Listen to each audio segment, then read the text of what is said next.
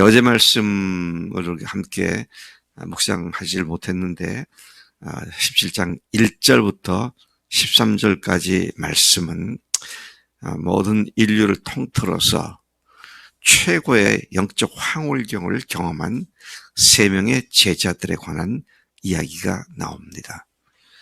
베드로는 평생 이 산에서 경험한 주님을 잊지 못했습니다.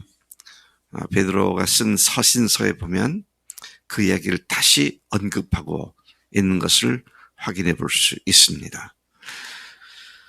베드로와 야고보와 요한 이 셋을 데리고 높은 산에 올라가서 주님의 모습이 변화되는 그런 모습을 보게 됩니다.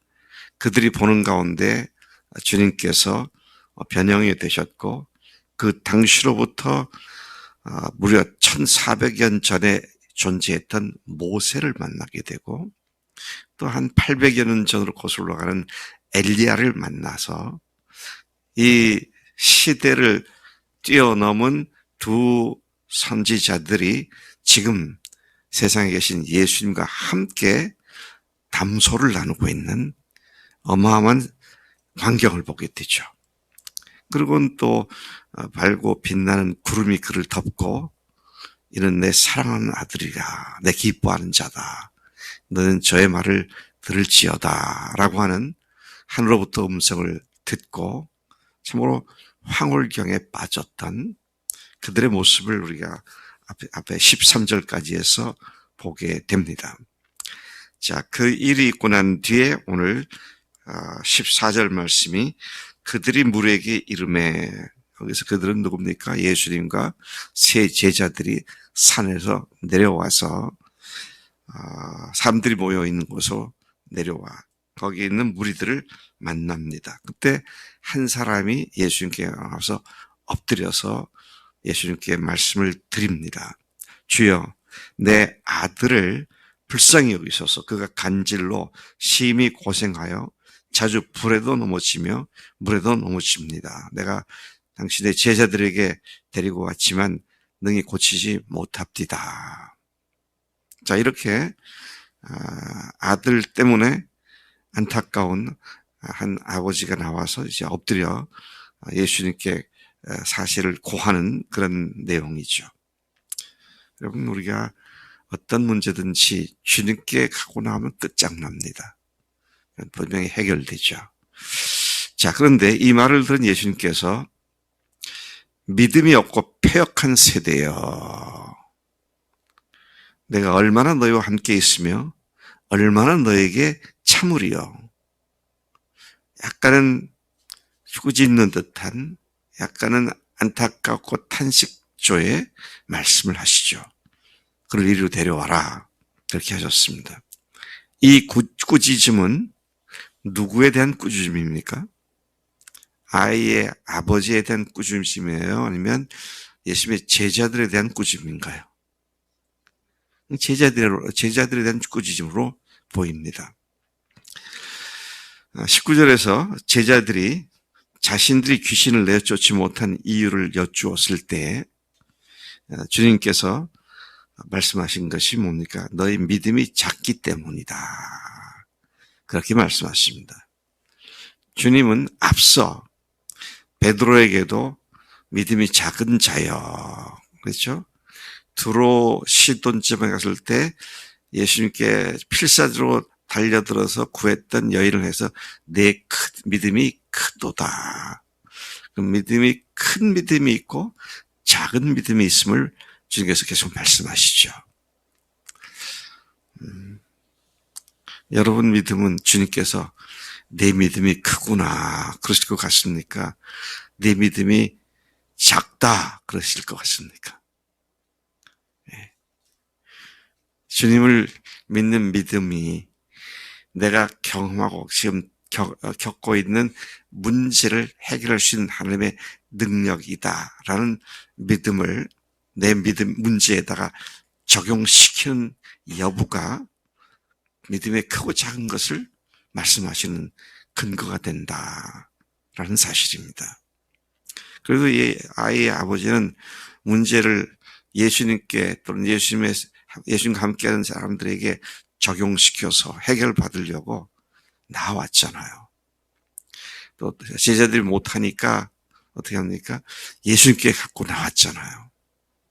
문제를 예수님께 내어드리고 적용을 시킨 겁니다. 그런데 제자들은 그 일을 감당하지 못했습니다. 그 이유가 믿음이 작기 때문이다. 그렇게 말씀하셨습니다. 그래서 주님은 우리가 인생을 살면서 항상 문제가 있잖아요. 문제 없는 날이 올 겁니다. 언제 그 문제가 없어질까요? 죽으면 없어져요. 근데 살아있는 한은 계속 문제가 파도처럼 밀려오고 또 밀려오고 또 밀려오죠.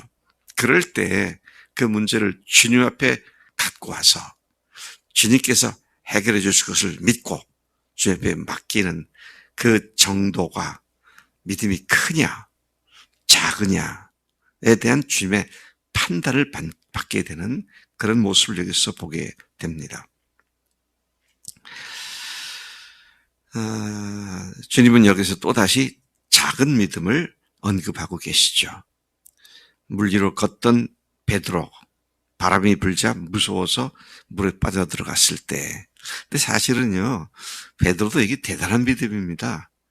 어떻게 자기도 물 위로 걷겠다는 이 생각을 했겠어요. 다들 유령인가에서 무서워서 소리를 지르는 그때 주님 맞으시면 저도 걷게 좀 해주세요. 그러니까 주님께서 기만 하셨죠. 컴 오라 한마디 하시면 잘 바다 뛰어내려가지고 주님 앞으로 걸어가잖아요. 거기까지는 좋았는데 바람이 부니까 빠져 들어가니까 주님께서 믿음이 작은 자여 어찌하여 의심하였느냐 어찌하여 두려워하느냐 그렇게 말씀하시잖아요.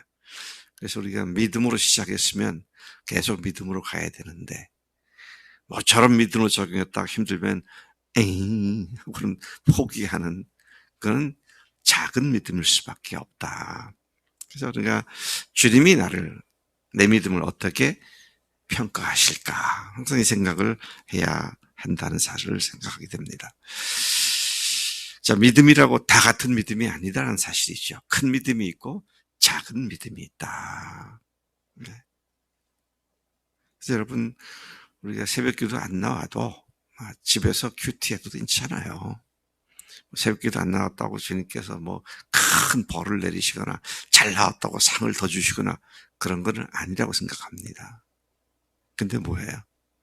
와서 내 문제를 주님께 적용시키기 위하여 주님께 아뢰고 기도하고 이제 그것이 주님과의 관계에서 더 큰 믿음으로 주님과 관계를 맺게 하는 귀한 시간들인 것을 우리가 다시 한번 확인하게 되는 것이죠. 주님은 너에게 겨자씨 하나일 만한 믿음이 있어도 이 산을 명하여 여기서 저기로 옮겨지게 할 수 있고 또 너희가 못할 게 없다. 그렇게 부연해서 말씀하셨습니다. 겨자씨 하나일 만한 믿음이 있어도 이걸 우리말로 이렇게 좀 바꾸면은요. 믿음이 코딱지만한 것만 있어도 이렇게 되잖아요. 코딱지만큼도 없다. 눈곱만큼도 없다. 이런 말씀을 우리말로는 그렇게 바꿀 수가 있는데 정말 있다고 하지만 아주 미미해서 명분만 갖고 있을 뿐 실제가 보이지 않는 그런 믿음을 말씀하시는구나 생각을 합니다. 근데 주님이 말씀하신 건 고만한 믿음만 있어도 이 산을 다 저쪽으로 옮겨라. 그럼 옮겨진다는 겁니다. 저는 우리 학교가 이쪽에 땅을 사서 이사를 왔을 때 그 학교 앞에 다리를 딱 건너가면 지금은 그게 뭐죠? 롯데마트가 있잖아요. 근데 그때는 큰 산이 있었어요. 그래서 저쪽에서 오는 차들이 그 산을 삥 둘러서 우리 학교 앞으로 이게 지나갔어요. 버스들, 차들이.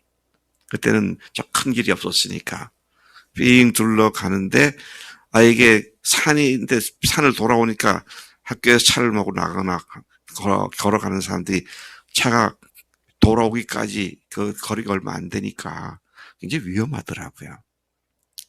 그래서 제가 저 산을 없앨 수 없을까? 제가 그렇게 생각을 했지. 주님, 저 산 없애주세요. 그런 경기도 안 했거든. 근데 얼마 없다 보니 거기서 뭐 계속 발파 소리가 나고 막 그러더라고. 그래서 나 보니까 산이 온데간데 없어졌더라고요. 그때 제가 한 가지 깨달았어요. 기도를 하지 않고 저거 없어졌으면 좋겠다 생각만 해도 없어지는구나. 네. 여러분들 앞에 가로막혀 있는 산이 뭡니까? 네. 잘 변하지 않는 내 성격인가요? 또 잘 변하지 않는 내 남편인가요?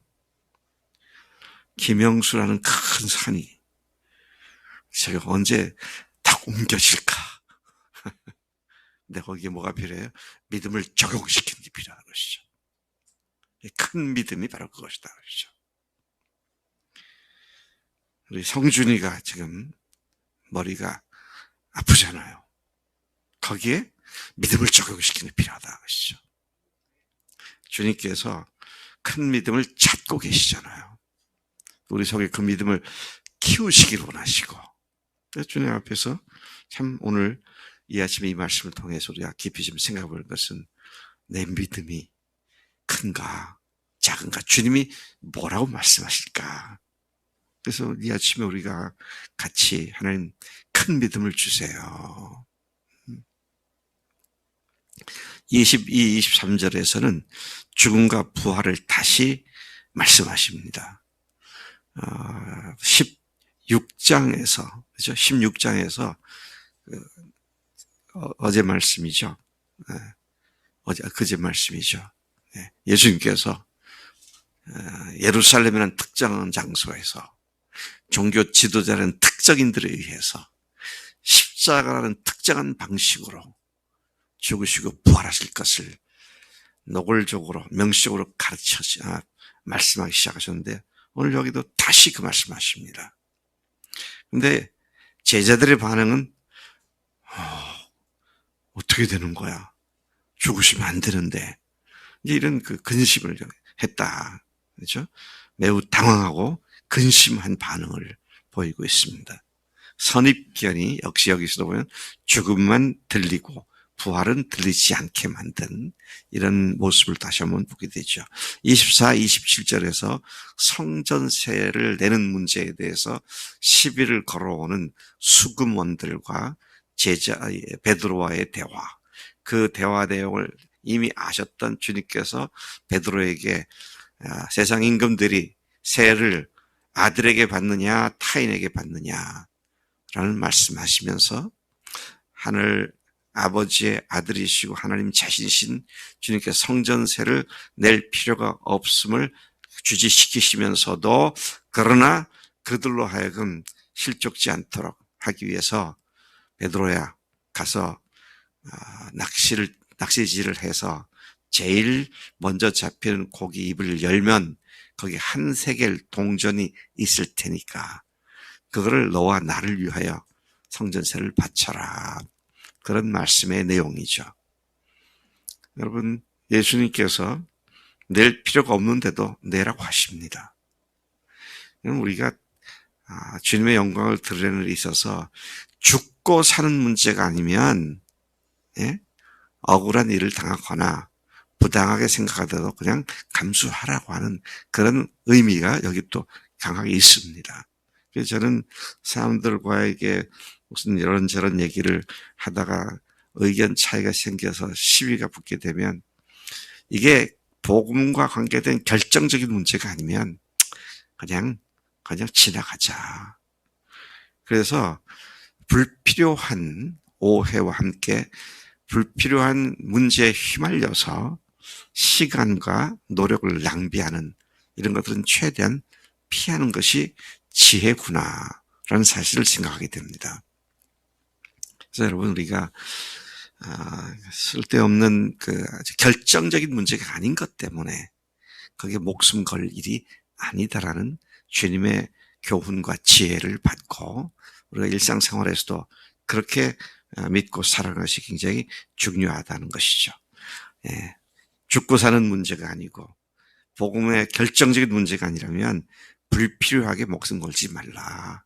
그 말씀으로 받고 우리가 그런 지혜로 살아가기를 축복합니다. 하나님 아버지 감사합니다. 이 아침에 주님께서 마태복음 17장 14절 이하 말씀들을 통하여 우리에게 다시 일깨워 주심이 감사합니다. 하나님, 오늘 말씀대로 참으로 큰 믿음의 사람이 되도록 이 아침 우리가 주 앞에 기도할 때 믿음을 우리에게 더 큰 믿음을 부어 주옵소서. 또 우리가 언제든지 예수님의 죽으심과 부활을 우리의 신앙의 스프링보드로 삼고, 또 주님 복음이 아니면, 죽고 사는 문제가 아니면 목숨 거는 그런 어리석은 일을 하지 않도록 지혜롭게 살라고 말씀하시니 저희들이 그 지혜로 살아가기를 원합니다. 주님께서 함께 해주시고 늘 초점이 주님께 맞춰지고 복음에 맞춰지고 부활에 맞춰주는 우리의 삶이 되도록 인도해 주실 줄로 믿습니다. 감사합니다. 예수님의 이름으로 기도로 삼나이다. 아멘.